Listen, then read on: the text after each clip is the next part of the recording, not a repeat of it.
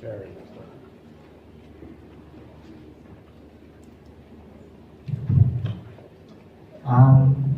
Good afternoon, everyone. I guess better just hold on this. My name is Rith Sang, and I'm one of the pastors at Calvary Chapel, Phnom Penh, and I'm from Cambodia.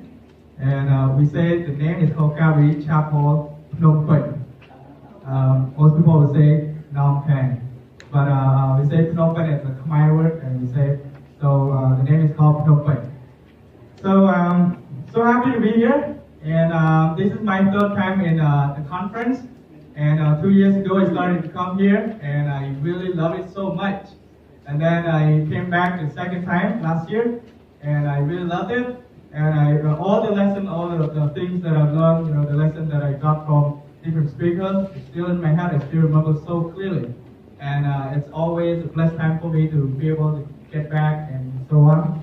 So happy that this year I was asked to speak here, and I was so nervous about it because there's a lot of people, a lot of pastors, missionaries, and you guys are so good, and I'm still learning. So really blessed to be here, and today I'm going to just go to Nehemiah chapter 8. So if you have the Bible, please come to Nehemiah chapter 8.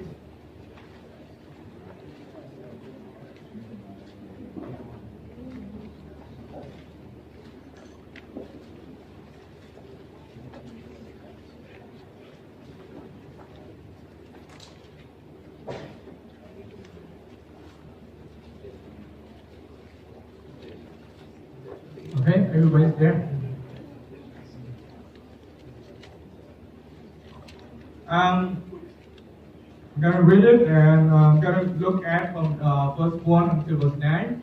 And I'm going to read it, it's just a couple verses from there, and then we can look at it together. Chapter 8. And all the people gathered as one man at the square which was in front of the water gate. And they asked Ezra the scribe to bring the book of the law of Moses, which the Lord had given to Israel.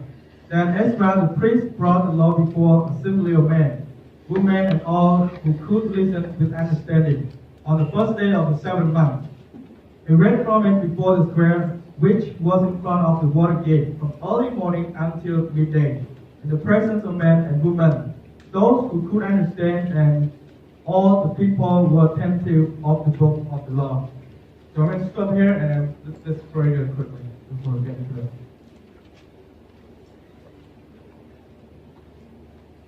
Heavenly Father, we thank you so much, Lord. We thank you for a great, great time.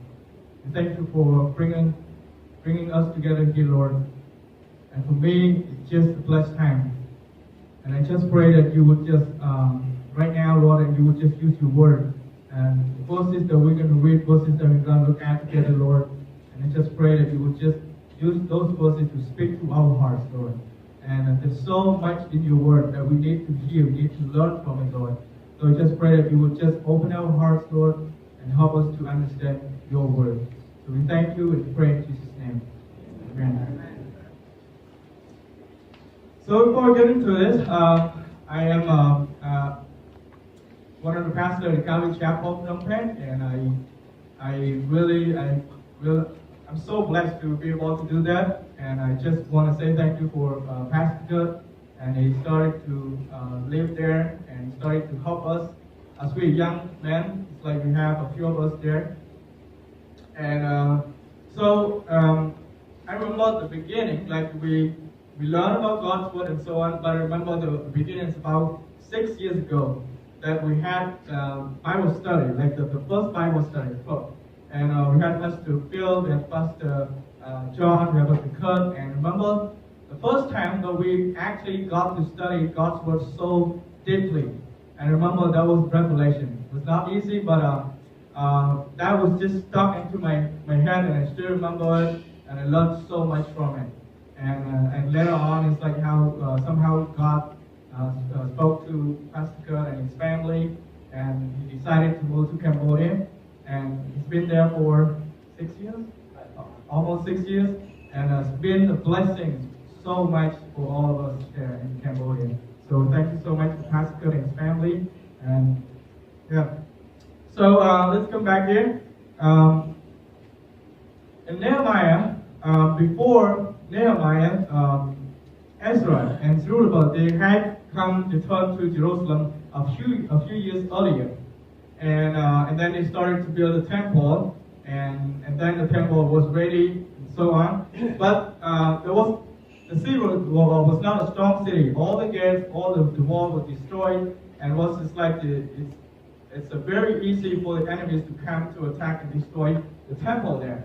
So, and then one day it's like around the year 444 or 45 around there, and then Nehemiah got the news got reported by about the situation in Jerusalem, and then it's talked about Jerusalem. The wall was destroyed, the gate was destroyed, and the people get so discouraged by that. And what happened? It's like Nehemiah he got so sad. And when he heard all what happened in Jerusalem, it was so sad, and he started fasting and pray for days. And at that time, and then he wanted to come back to Jerusalem and just to help out and so on. And so, but he was serving as a cupbearer for the king called Artaxerxes. That's so hard to pronounce his name. So he was serving there for the king. But then he asked the king, he prayed to God, and somehow God opened the door, and then the king allowed him to, get permission, and then he come back to serve and come back to Jerusalem and to build all the walls that he needed to build. So in this chapter, after the wall, they started to build the walls, and the wall is completed in 52 days. So it's finished.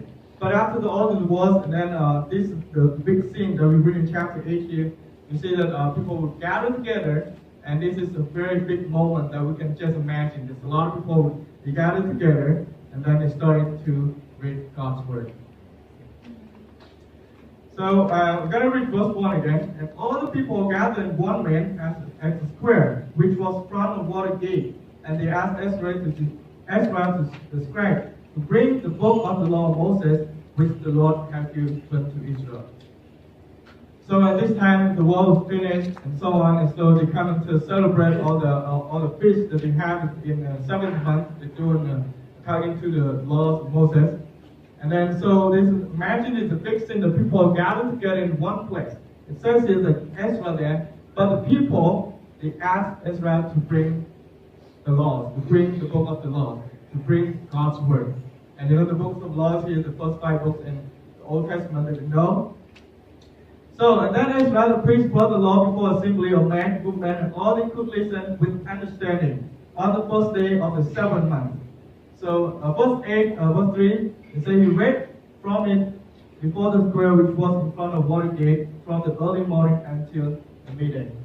So, this is a very big thing. Like, people who gathered together in one place here. I'm pretty sure, like, all of you know this story and pretty much so clearly. So we just imagine that all people, they gather together in one place, and there's a place that they prepared for Ezra. So he would just stand up there, and the people can see him, and then he started to read God's word from there. So they not just read this like a few minutes or 1 second, 1 hour or anything, but what it says here, from the early morning until midday. So that will be like 5 or 6 hours. That's a long time. And right now, when we started studying God's word, we sit for a few hours.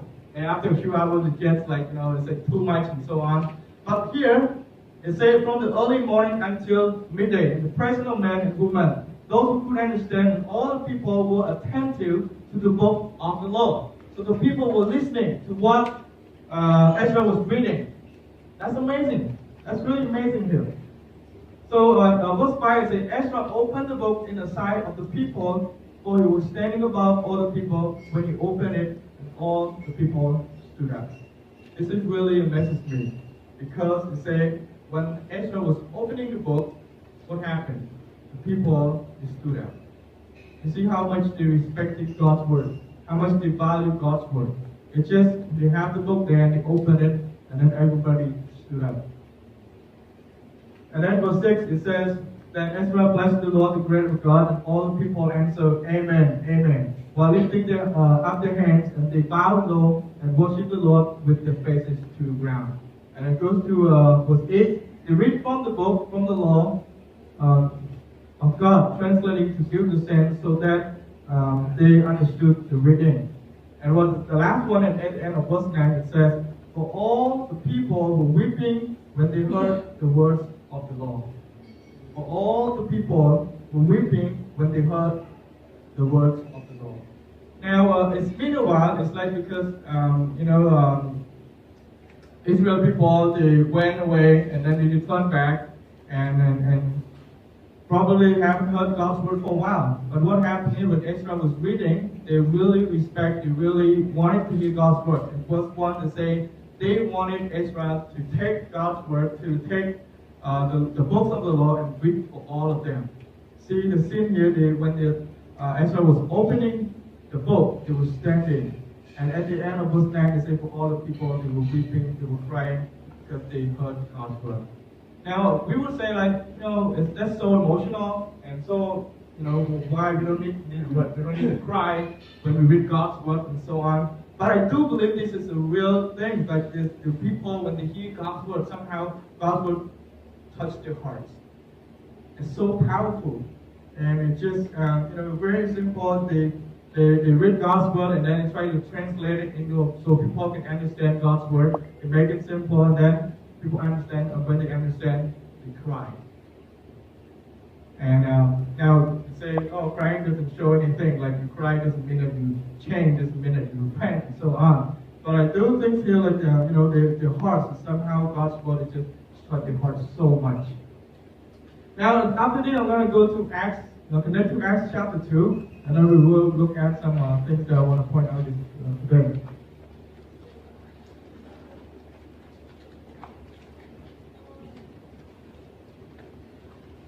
In Acts chapter 2, then it goes to briefly the whole chapter.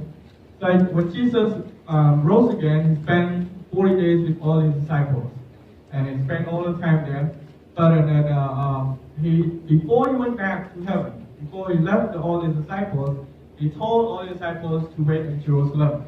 So what happened? They did, and they were waiting. So in chapter 2, verse 1, they were all gathered together in one place. And they joined together, they prayed, they worshiped together there in just one place. But what happened, you see here? There's a noise, a rushing noise. It sounds like rushing winds that blew from heaven. And then it just filled in the house. And what happens? They filled with the Holy Spirit, and everybody started to speak in tongues in there. And what happened is people there, and they heard about it, they see what's going on, people just started to speak different languages there, and the people there, they were understanding, they understood all the languages that they spoke. So, some people there, they were so amazed, how is that possible? That's really amazing. But at the same time, the people who were there with them, they was like, they were thinking like, these guys are drunk, crazy, why he's speaking this, and all kind of stuff that happens here. But at that time, so then there was Peter and all the other disciples, because they were filled with the Holy Spirit, and then they stood up with all of them and stood up and they started to preach. So if you read that's quoted from Joel chapter 3, and always talk about all the miracles and stuff like that. And then he point out, he talk about David, and then he point out, and the conclusion is, he was trying to tell all of them just preach about Jesus. Started to preach about Jesus. So very in a simple way. I don't know how it looked like, but then he started to share and preach about that, and just point out that Jesus is the real God and so on. But let's go to verse 37. Verse 37 it says, now they heard this. They were pierced to the heart, and said to Peter, the rest of the apostles, brethren, what shall we do? Now look at this, they say, they were pierced to the heart, they were cut to the heart. And it's like, I'm not sure that Peter was talking, and Peter was saying this, but he was just telling, he's just preaching the gospel, teaching the gospel, preaching to them, just tell them about Jesus. So what I really like about Brother Jimmy just point out, and it's like a lot of time when we talk, and I just maybe we encourage people, maybe we talk, maybe we preach, maybe we teach, and sometimes we miss opportunity just to tell people about Jesus. And there's so many things that happen. You can you guys have a lot of experience. You guys have seen all this kind of stuff. But sometimes you don't have much time. And but what happens? We have to take the time to just talk about Jesus, even at church and or any place that we want to talk to people. Make sure we can put Jesus there, and that's the main point we do. So what happened here? Peter was talking about and tell them about Jesus, but it really amazed me here. He say when they heard all of this, and then they were pierced to the heart. They were cut to the heart. Now, the curry is not Peter power. It's not our powers to really speak to somebody's heart. It's like we don't have any power. There's a lot of we don't have any power. And but what it really is, Peter would just he stood up, he just preached, just told them about Jesus, and then somehow God's word worked in their heart, and then it's just so powerful. And sometimes we try to. I mean, that's why when we preach or when we teach, we tend to think about, it's a good way that actually can, just speak that way, speak this way, and in order to people, to get the heart to be touched, and then somehow that's our thinking, our ideas always that way. It's like even I was preparing my thing here, I was thinking, how am I going to speak? Like what's new? Because it's like I'm thinking like you guys have already know so much, and you guys are missionaries, you have been, you went to Bible school and you went to different places, so much experience that you have. So what am I going to be talking about? So, but that was really the thing that really actually don't worry, just teach God's word. Just teach God's word, and then that really said, oh, I don't have to be good at speaking, and. Just teach God's word. And then, we think about Apostle Paul, and who's known to somebody who's not really good at speaking. It just, so, imagine that. So, but everything that, the letters that he wrote to different churches, the rest of different people, and it was so good, it's so meaningful, and it's so, there's so much in each letter that we learn. So, here, what I'm trying to say here, it's not about like how Peter talked. It's not about how we talk. It's not how we do things, how we do this, how we teach and make it like this. Of course, when you have God's word, we try to make it simple so people can understand it. Like what it says here, even here, it translated. It makes sure people there, they understood God's word. So it's good to do that. But a lot of times we get lost, and a lot of times we get so much nervous, like we don't know what to do. Because it's like, not good at speaking and so on. But the important thing is we have to tell, we have to teach, we have to let them know God's word. Because somehow God's word works in people's heart. And God's word is so powerful. Verse 37, when they say, then they pierced to the heart and said to Peter, the rest of the apostles, brethren, what shall we do? And then on that day, 3,000 people, they accepted Christ, they repent, and then how the church started. So this is really amazing. And it's all his eyeballs were there, and they're just preaching, they're just talking, just sharing about Jesus. And then somehow God uses his word. And then what happened? 3,000 people repent, 3,000 people accepted Christ. And then you see the church started right there. And you see the beginning of the word of the church there, we see in Acts chapter 2. So, verse 4:42, they were continually devoting themselves to apostles' teaching, to the fellowship, to the breaking bread, and to the prayer. And in this of all things that we see a very good sample that our church should be doing. But I really love the first one. It says the apostle teaching. Of course, at the time they didn't have Paul's letter, they didn't have John, Mark, or all the New Testament. So what happens? They devoted themselves to the teaching of the apostles. So after they got to know Jesus, and then they just want to know more and more about God's word. That's really, really amazing. And 46 and 47, Day by day, they're continuing with one mind in the temple and break bread from the house to the house. They were taking the meals together and gladness and sincerity of heart, and praise God and having favor of all people. And the Lord was adding to the number day by day those who were being saved. So you see, this is that's how it started. And I just want to point out that God's word is so important. God's word is so powerful, and somehow we know that already, but then somehow we missed it. And because all the technology, all the access that we can get God's word, and you can just take out the phone, you can download app, you put all kinds of Bible there, the English, this kind of version, this language, so we have access all it. Sometimes we take it for granted, and we don't value God so much. And oftentimes we do that. And since the Bible says read all this, we will find the verses that we like or some verses that we don't like, and some that we take them for granted and we don't value it so much sometimes. But come back to the God's word and say, I'm trying to say God's word is so powerful.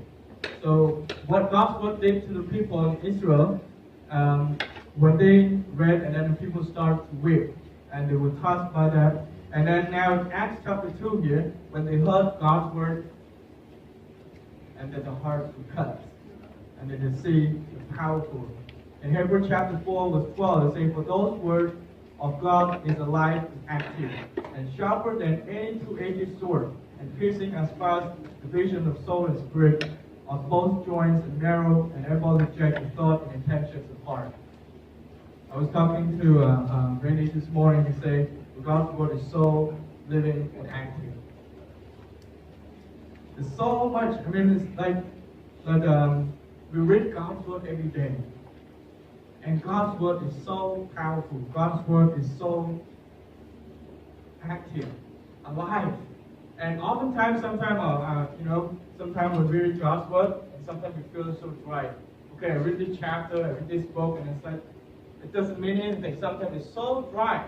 But the question is, when we read God's word, it's so dry. The question is our heart. Now, as you look at in chapter 8 in Nehemiah, when they heard God's word, and then somehow God just did an amazing thing and spoke to the heart, and they were weeping. But then before that, because they wanted to know God's word. They asked Ezra to read God's word. So my point is, sometimes when we read God's word, and our heart is just so close. Like we close our heart, we don't want to hear anything. When we read it, we feel so dry. It's not, we can't see anything. But we have to prepare our hearts. We want to prepare our hearts. And then when we read God's word, we do something. We speak to our hearts. And you will see amazing things happen. And no matter it's like, there's a lot of times that when I share the gospel with people, when I teach them God's word, sometimes I don't even believe that person would become a Christian. And I share, okay, that person would never become a Christian. And I share with them and see how stubborn their hearts are. It's just so hard to do it. But in my life, a couple times already, when I shared and I thought that person would never ever become a Christian, would never ever receive Christ. And then I share God's word, and somehow God's word is spoken to that person's heart, and then changed, and then that person received Christ. It's amazing, and it happens a couple times in my life that things like that, and it's just so encouraging. And and sometimes when we teach God's word, and it's like, oh, that's not going to happen, and it's like we feel so discouraged when we don't see any response back, and so on. And sometimes we try to disciple somebody, and we don't really see a lot of changes in that person's life, and we feel so discouraged sometimes. And I'm pretty sure you guys have experienced that. But we need to come back to God's word. Maybe there's so many ways that people out there, and you guys, would set up different kind of stuff, like do this step, that step to help disciple people and so on. But the most important thing is we have to come back to God's word, because God's word is so powerful. Somehow He will speak to us. He wants to speak to us. You don't have to walk outside and hear God's word speak, like see the voice speak, okay, Rith, you do this today, Rith, you do that today. You actually have God's word to hear. And then what we have to do is just prepare our heart and just read it. And somehow God will do amazing things from it. And it's always a good thing to see when that happens, you know. So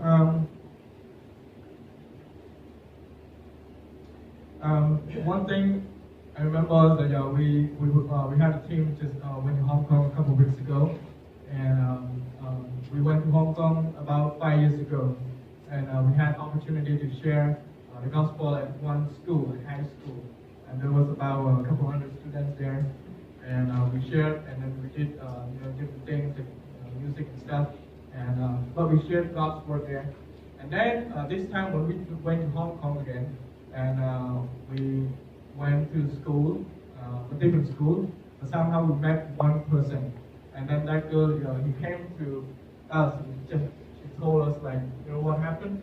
What? And then she told like 5 years ago, you guys came to my school, and you guys were sharing about Jesus, and because of that day, now you became a Christian, and she's been going to church, and now she's just plugged in the church in Hong Kong there. So sometimes we try to do things, and and also I hear like people will come back, oh, I'm so thankful for this, thank you for teaching this, and so on. Sometimes when we talk and teach, you don't feel like you're really doing good enough. You don't feel like you're doing well. But somehow God uses His word, and He uses His word, and it just when His word is just go out, and just work in people's heart, and we can't imagine and say what happened there. But God is so faithful to all of us. And Romans chapter 10 verse 17, it says, so faith comes from hearing, and hearing by the word of Christ. Faith comes from hearing, and hearing by the word of Christ.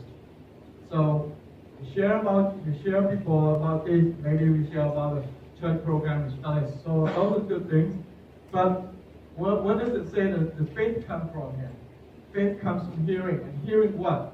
Hearing our stories. This is hearing God's word. Hearing the word of God. This is so important. That we all, it's like if I ask guys, all of you guys, you work there, some of you pastors, some of you missionaries, some of you leader, this thing, that thing, these places, different countries. And the goal is just to bring Jesus to the people. The goal is just to help for those who believe Jesus already, that they would grow up. They would just grow truly in Christ. That is our goal. I think that's a common goal that we have all of us here. So, but we have to teach them God's word. It's so important because where the faith comes from, the faith comes from the word of Christ. When we give them God's word, and they will have faith. They have faith, they have faith in Christ. And what we do, we gotta preach more and more and more. And I myself, I am so thankful for the last couple of years. When I started, I became Christian in 2005, and I became a Christian in 2005. And I'm so thankful that since I started to believe in Jesus, I have been surrounded by godly people who value God's word so much. I became Christian when I was in high school, and I got to live with people who really love Jesus, and they showed me how important God's word is, and then they showed me how to live as a Christian life, and it's so important. And then you guys know that my background, I didn't really go to any Bible college and so on, but the important thing is I got so much blessed by a lot of people who really value God's word so much. And different people, they would come and teach us, and we would have different classes, and I was so excited. I mean, I'm always so excited to take classes and so on, just to learn. So, being the different books in the Bible and so on, it just somehow, God gave me the heart for the gospel so much. And now I really love it, and I will continue to love it even more. So, very sadly, that I want to share a little bit that in Cambodia, there's so many churches. I mean, if you think about it, you're looking at probably about 2 or 3% Christian, and there's so many. I mean, Christian churches. Probably is all the places in country, but different places. In some areas they haven't heard Jesus, of course. But there's so many churches who started. They start with the church start, but somehow there's no teaching God's word in the church. And I have experience. I've been to different churches, different villages, and so on. And I would go on a trip with the medical team. I would go on a trip with the church teaching a story and stuff like that, or Bible. Or I would go to different outreaches and stuff. And I have friends who are pastors and so on in Cambodia. But there's a lot of churches that there's no real teaching of God's word. And probably there's some churches that never actually teach the book Leviticus. From the churches that never actually teach Revelation. The churches that actually never teach Old Testament. So why? Because they think, okay, this is the book is boring, and they would to teach about just something that's more related to their lives, and about some good things that Jesus did, and stuff like that. But it really, really breaks my heart when I see there's a lot of churches that I know that there's no real teaching God's word there. And it's pretty sad. And what happened? The people are hungry for God's word. The people are so hungry for God's word because there's no real teaching. People are not being fed by God's word, and so people cannot grow stronger. And I see a lot of times churches dying. And it's pretty sad. It's very sad. That's why I'm just telling you guys that I'm so thankful for the Kua family that actually there with us, and it just helps us with understanding the gospel so much, and it's really a blessing. So, but we have to come back to God's word. Maybe it's in the churches and so on. We try to create different programs, to make attract people to come. We try to do different music. We try to this. I mean, those things are good. Those things are but we have to come back and see the importance of God's word. When we teach people God's word, and people will get to know Christ there. People will heal it and the faith will come. And somehow that will work out. There's so many people in Cambodia as well as in the world that they actually they are hungry for God's word more than we think they are. They might, when we go to different places, when we tell them, when we teach them God's word, probably it seems like they're not really interested in God's word. So on, and then we get so discouraged by that. But there's so many people in Cambodia, there's so many people in the world. I'm pretty sure there's a lot of people in the world out there that are so hungry for God's word that they want to learn more about God's word, and that is something that we need to do. We need to focus on. And me, I really love God's word, and I think it's like we have our church. We have the Bible reading plan that we have, and we try to do it. Of course, there's some people do it, but a lot of people, some people they don't do it, but a lot of people they start to do it. And what we do is we read God's word, this book, this chapter, day by day. So we would come and talk to each other.